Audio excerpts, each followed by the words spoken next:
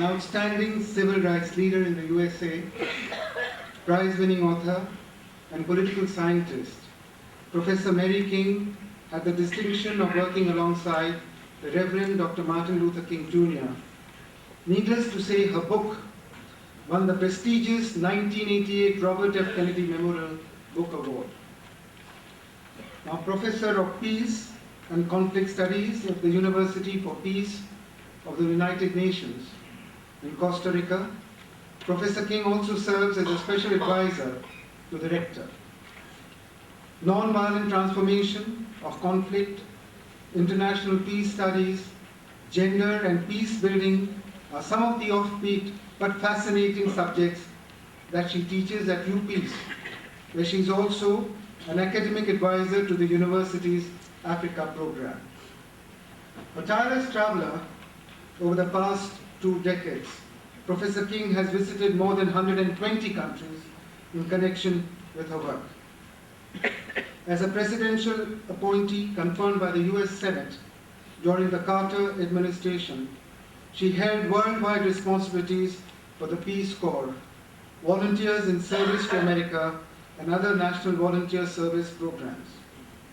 As special advisor to former President Jimmy Carter on the Middle East, Professor King has participated in some of his peace-building efforts since 1984.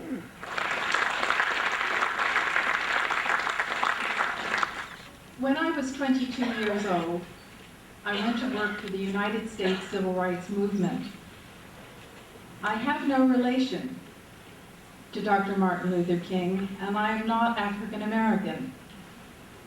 Some would say I was part of the oppressor class as a white Caucasian, but ours was a mixed movement. I had no personal self-interest. My only interest was a more just America. In the civil rights movement, we were taught by seasoned professional trainers in nonviolent action who had traveled to India to study the various satyagrahas and to meet with Gandhians. Weekly and sometimes nightly, we had mass meetings. We had regular training sessions. We had practice sessions where we in the United States were taught the theories, the principles, the strategies, and the methods that had been used in the Indian independence struggles. One of the first things that we were taught is that Gandhi always started with documentation and information. Indeed, today we would have to say that he was partly in the business of public relations and public information, writing as he did in journals and newspapers for virtually half a century. That too was my job in the civil rights movement. I and my colleagues were responsible for getting out the news. Now, I was reminded as I flew from Durban to Mumbai that Gandhi had sought to come from Durban to Mumbai in 1894.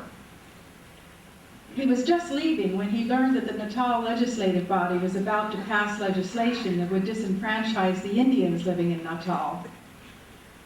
He was then 25, 3 years older than I was when I went to work for the civil rights movement, and he agreed to a 1-month extension. A petition was organized and 400 signed the petition. Knowing that the bill had to be approved in Britain, he then went forward and gathered 10,000 signatures and sent them to London. The disfranchisement legislation was ultimately vetoed by the Colonial Office in Whitehall, but Gandhi had begun his life's experiments, and in that same year established the Natal Indian Congress. And as you all know, eventually, a 6-month stay in South Africa turned to 12 years and then to 21 years. So I was overjoyed to understand that now there are some Africans who consider Gandhi to be theirs. And I think that that is my message to you today, that Gandhi belongs to the whole world. And having studied Gandhian theories, I know how insightful and shrewd was Gandhi, and how he has expanded the political imagination a person's concern with lasting, durable social justice worldwide.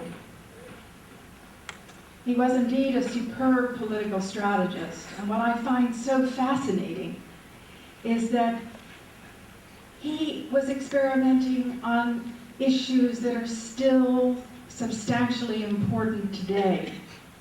And in many ways, I think that Gandhi is more relevant for our times than some of his thinking was in the days when the world was still under European colonialism, or even later, during the Cold War.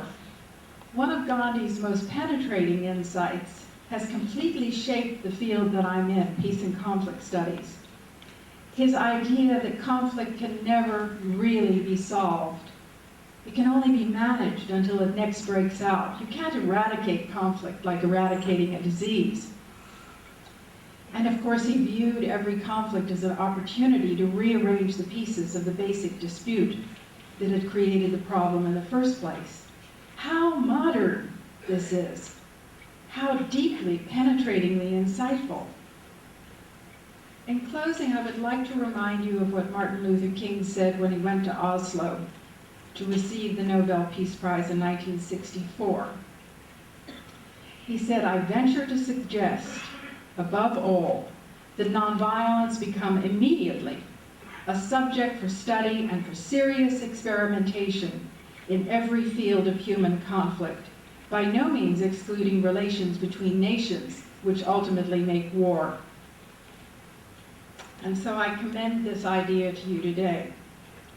The nonviolent struggles of the past, I believe, are but a flicker of light against the long-term potential for nonviolent transformations of the future. Thank you.